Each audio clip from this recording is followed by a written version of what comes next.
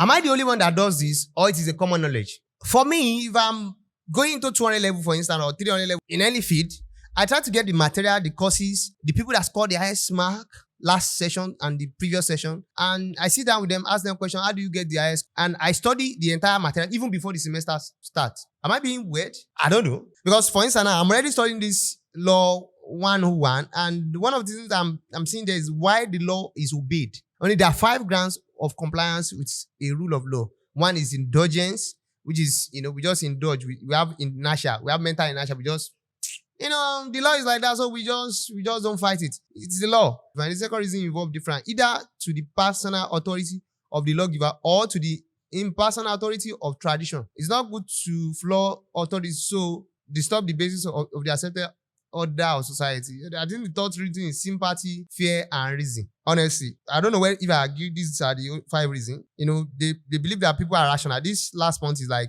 homo economicus argument, the homo politicus argument.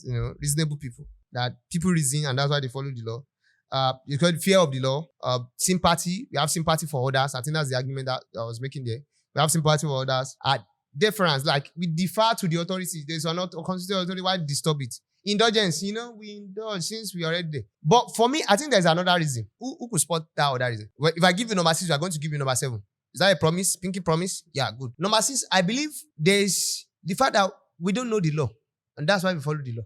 Think about that for a second. For instance, now, many people have done things that are very close to insider trading and they don't know. Or some things that are felony that can cost you 1 or 2 years in more than 1 year in prison. I think that's what felony is. Any offense that can cost you more than 1 year in prison. Many people have committed them. In fact, I remember I was in a conversation and one of my guy that was working in my house, the White House I built in Ibadan, and I was saying that, do you guys know it is wrong to sleep with a girl that is less than 18?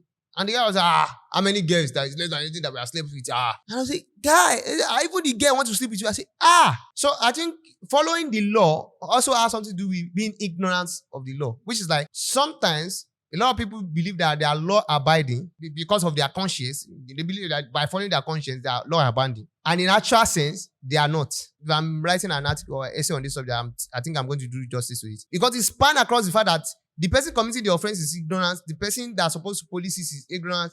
The person that is offended is not ignorant of the fact that a crime has been committed. Nobody knows. So everybody is ignorant of most of the laws. So we have a law-abiding community. If we truly look into it, everybody head up behind bars. But so you get the point. I think that's the point 6 I'm going to talk about. Ignorance. If I'm going to argue this in an exam, I'm going to argue ignorance. So what's your 1.7? What's the 7th reason you think people follow the law even though they don't know the law?